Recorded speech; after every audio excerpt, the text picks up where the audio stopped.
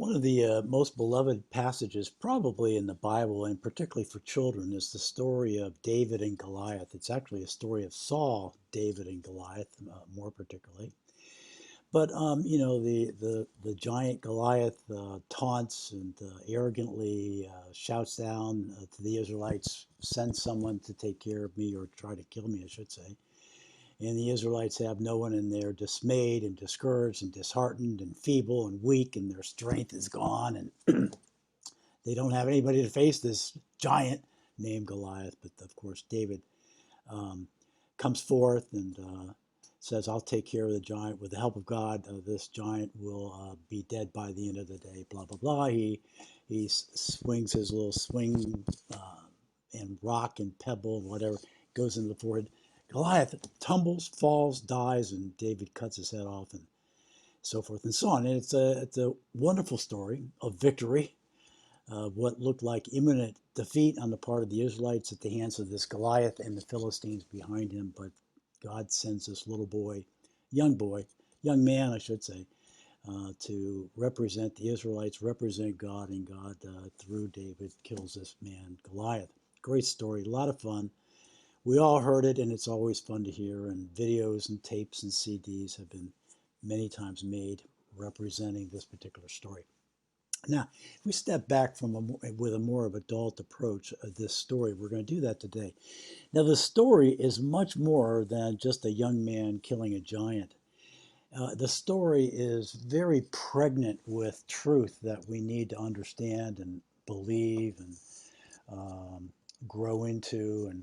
And I don't have the time to do that. Just one example of that, and that is David is a very unique person in the course of history. He was anointed by God in a very unique way, in a very special way, and obviously it became very evident to him as a young man. And he lived a divinely appointed appointment by God to be the king, the blessed king of Israel. And obviously that's a very unique man for a unique time. And so it's a unique story in that regard. But we're going to set aside some of the obvious things and not so quietly obvious things about the story and look at something that's in the story that I think we can learn from. It's not the only thing. It's not the reason why the story was particularly described or told to us, but there's something embedded into the story that for our purposes of understanding dismay and how to deal with it, we can learn something from this story. So the story is in 1 Samuel chapter 17. The Israelites have come up against the Philistines, and Goliath comes forth, and everybody, including Saul the king, is trembling in the sight of this giant military man whose strength and tallness and bulk is just very, very big, very, very powerful, very, very experienced, very, very arrogant. And he is just, all that massive strength is taunting the Israelites to have one come out and fight him. And but it says in verse 10, then the Philistines said, "This day I defy the ranks of Israel. Give me a man and let us fight each other." Quote, on hearing the Philistines' words, Saul and all the Israelites were dismayed and terrified. So here's this giant of a man looking to fight one person, and success or failure is going to be dependent upon who's victorious. And we don't have anybody big enough, strong enough, clever enough, experienced enough to take care of this huge giant. This is a life and death situation. This is terrifying. And so they're dismayed, they're disheartened, they're feeble, and they're in terror. They're terrified, which oftentimes the terror oftentimes accompanies dismay. So you got this giant, and the Israelites looking at this mammoth of a man, and there is nobody who can take care of him, handle him, kill him. And if he kills our guy, well, then we're going to run away, and half of us are going to be killed, and we're going to be plundered. And so this is a big, huge, awful mess. And yet this scene takes place for many days, as every day Goliath comes down, says the same thing, and the Israelites just kind of tremble, and they're feeble, and they're dismayed, and nobody goes forth to fight this giant. Well, David arrives, and takes stock of the situation. And then he says this: David said to Saul, "Let no one lose heart, that is, be dismayed and terrified. Let no one lose heart on account of this Philistine. Your servant, me, David, will go and fight him." Saul replied, "You are not able to go out against this Philistine and fight him. You are only a boy, and he has been fighting a fighting man from his youth. David, he's big, he's strong, experienced, and you're a little boy, and you're toast. You can't handle this. There's no way you can go up and defeat this man Goliath." But listen to what David said. But David said to Saul, "Your servant has been keeping his father's sheep. When a lion or a bear came and carried off the sheep from the flock, I went after it, struck it and rescued the sheep from its mouth. When it turned on me, I seized it by its hair, struck and killed it. Your servant has killed both the lion and the bear. This uncircumcised Philistine will be like one of them because he has defied the armies of the living God." Listen carefully here. "The Lord who delivered me from the paw of the lion and the paw of the bear will deliver me from the hand of this Philistine." So David's thinking very, very differently about this matter than Saul and all the other Israelites, including David's brothers, who are annoyed that he's there. So David grabs a stone and runs toward the Philistine, and this is what he says: "You come against me with the sword and a spear and a javelin, but I come against you in the name of the Lord Almighty, the God of the armies of Israel, whom you have defied. This day the Lord will hand you over to me. I'll strike you down and cut off your head. Today I will give the carcasses of the Philistine army to to the birds of the air and the beasts of the field. All those gathered here will know that this is not by the sword or the spear that the Lord saves, for the battle is the Lord's, and he will give all of you into our hands."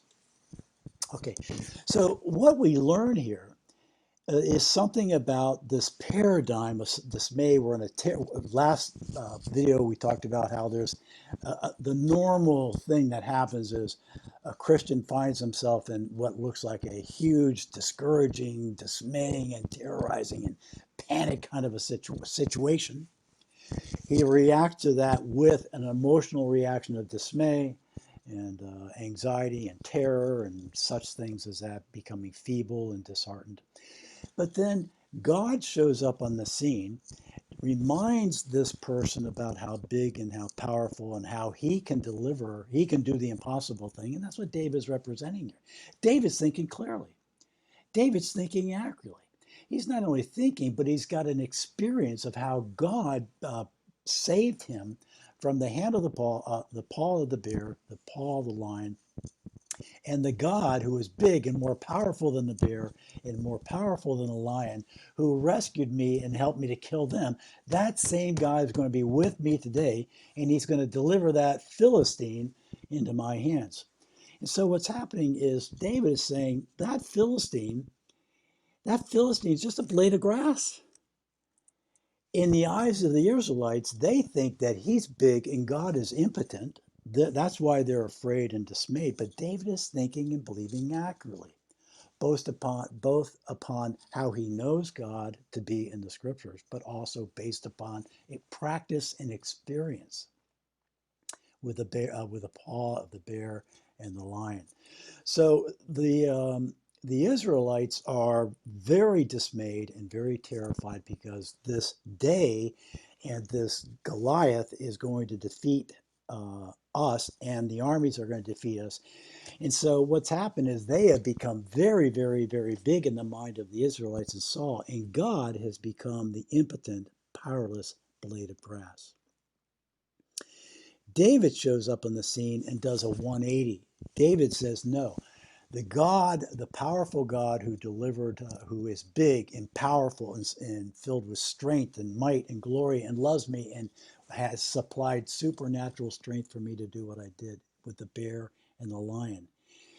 He's going to help me to do it to this Philistine who is only a blade of grass. And the Philistines as well, Goliath and the Philistines, are simply blades of grass. God, this great big God who is wonderful and has made promises to his people, I'm going in his name. He's going to enable me to take care of this blade of grass, Goliath, very easily. And when I take care of Goliath, the rest of the Israelites are going to go and invade the Philistines and take care of them as well. We see this happening over and over again in the scriptures, don't we? And we want to learn. There's a lot to learn from this passage, and I'm only mentioning something that's kind of embedded into the passage itself. But there's a common thing. Difficult circumstance, God is small, something else is big. I react with dismay and terror and anxiety. God comes and says, I'm going to rescue you. I'm going to provide for you this day. Trust me, rely upon me. And when we do, we find the dismay and the fear and the anxiety going down. Now, David's comments, you noticed, sound fairly familiar to comments that we find people making in the New Testament. Can you think of people in the New Testament, in the Gospels, who sounded very much like David? Not Saul, but David. Let me point a couple of these out to you. In Matthew chapter 8, Jesus has just spoken on the Sermon on the Mount, and when he comes down from the mountain, a leper approaches him. A man with leprosy came and knelt before him and said in chapter 8, verse 3, Lord, if you are willing, you can make me clean. What? This man has an incurable disease, an absolute medical disaster. He acquired leprosy at some point. He'd had leprosy for quite some time, perhaps, and he knew he was going to die with leprosy. But wait a minute. God is on the scene. Jesus, who has authority and power of God in heaven, who is God, who has the authority. We'll get to that in a minute. He has spoken such amazing things that the leper goes to Jesus, who is very, very big, who is God himself, and he is saying, I've got a small problem that I know you can help me with. I got leprosy, but I know what? If you're willing, I know that this is a small matter and you can heal me. Whoa! This leper's thinking accurately, isn't he? He's not thinking like Saul, who's trembling and weak. No, he's come confidently and boldly and says to Jesus, if you are willing, you can make me clean. You can do the impossible. Like David, God's going to help me to do the impossible. He's going to help me to kill this giant who's been a warrior since youth, and I've just been a little shepherd boy taking care of sheep. But God is going to help me to kill this man today. And he spoke boldly and confidently, just like this leper. Jesus said, I am willing, be clean. There's a familiarity and a similarity between this David speaking boldly, confidently, and this leper who's speaking boldly and confidently to Jesus about his ability to heal him even of an incurable disease like leprosy. There's another person in the next paragraph who has a very difficult and almost impossible situation. But listen to how the centurion comes to Jesus and what he says to Jesus and what Jesus says to him. This is in the next paragraph. When Jesus had entered Capernaum, a centurion came to him asking for help. Lord, my servant lies at home, or my boy lies at home paralyzed and in terrible suffering. Implication is nobody can help him. Jesus said, I will go and heal him. The centurion replied, now pay attention to this and see if this sounds somewhat similar to the leper and to David in the Old Testament. Lord, I do not deserve to have you come under my roof, but just say the word and my boy will be healed. For I myself am a man under authority with soldiers under me. I tell this one, go, he goes, that one come, and he comes. And I say to this servant, do it, do this, and he does it. Listen to what Jesus says. When Jesus heard this, he was astonished and said to those following him, I tell you the truth, I have not found anyone in Israel with such great faith. Then he told the centurion, Go, it will be done to you just as you believed, according to your faith, it will be done. And the servant, that boy, his boy was healed that very hour. What is it about the centurion that we can learn about in this situation? Well, the centurion, wherever my piece of my piece of grass went, the centurion came to Jesus with probably a boy, a servant, but perhaps a boy servant, who was had an incurable disease. And so he came to Jesus, but he came and he said, You know what? Jesus, I don't deserve to have you come under my roof, but I believe that you have authority in heaven and earth to do anything. You're God. And I have authority, and I tell this one go, and he goes, and this one come, and all you've got authority in him. You know what? All you got to do is say the word, and my boy servant will be healed.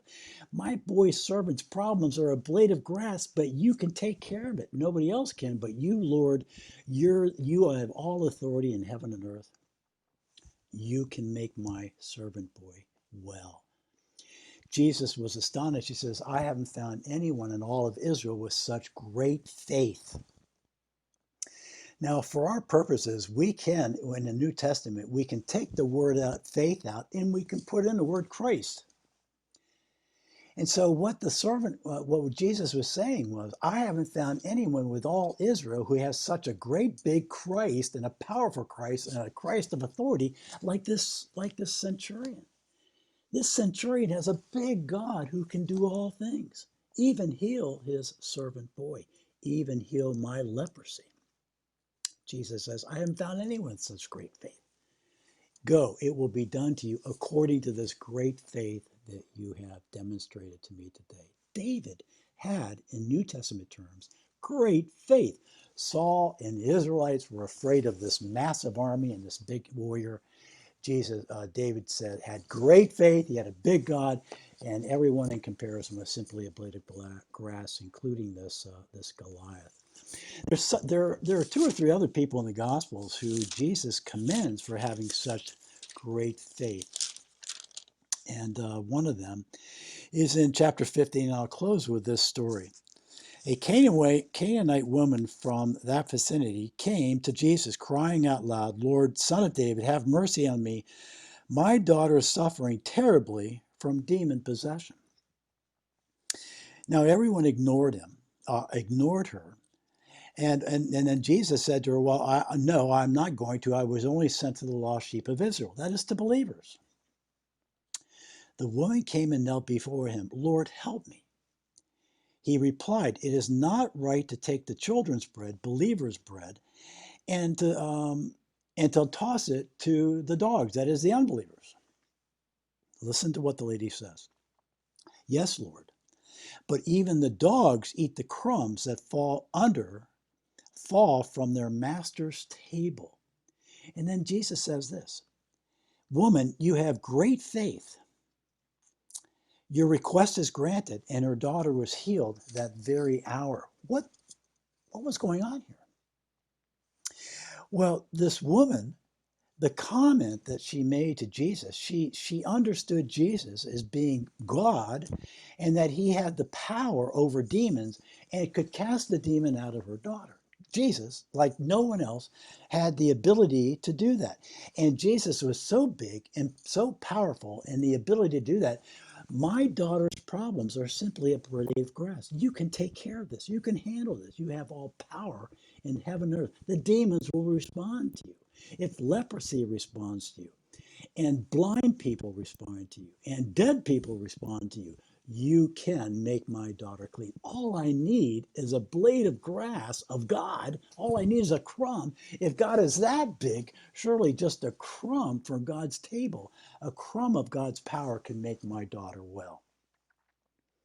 Nobody else can do it, but God is so big and so powerful. Just a crumb of God will heal my daughter. And of course, Jesus said she has great faith. Be it done according to your great faith. In that hour, the demons was cast out and her daughter became well again.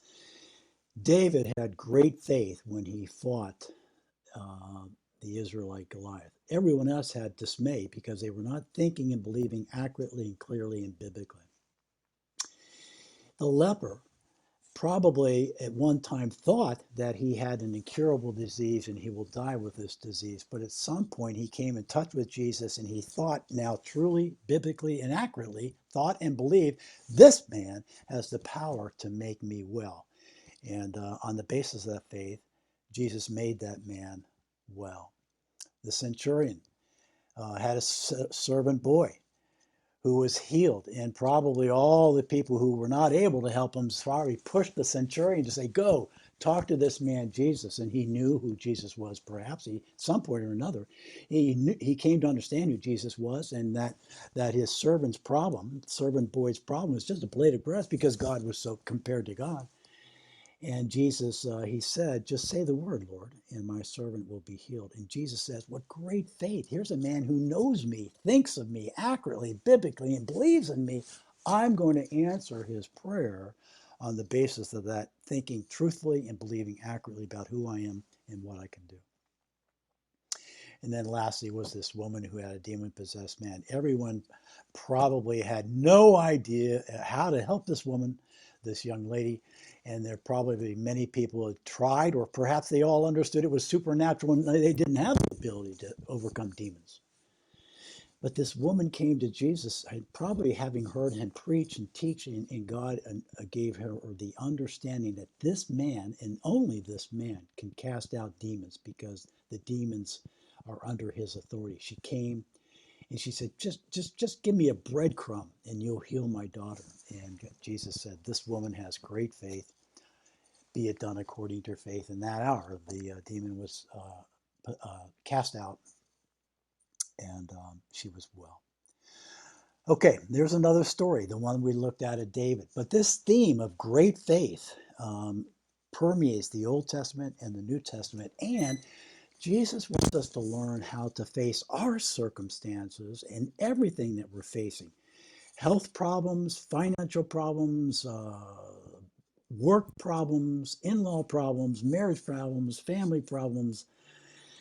The list goes on. He wants us to learn how to face those problems with great faith like David did, not like the Israelites and Saul, like the leper did, like the centurion did, and like the woman did.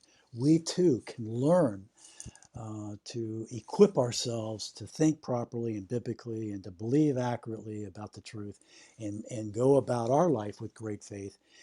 And that would be a great glory to God if we were able to do that and willing to learn how to do that. And that's why we're compiling all these videos on the matter of dismay so that we can know what to do in these situations and learn how to do it well and to God's glory. I hope these videos, this is video number 7 today. I hope number 1 through 7 are helpful to you. If they are, what I'd like to ask you to do is to click that like button down there. Apparently, I've come to understand why I should be asking people to do that now. Apparently, that sets off some kind of an algorithm that makes these videos more available to others.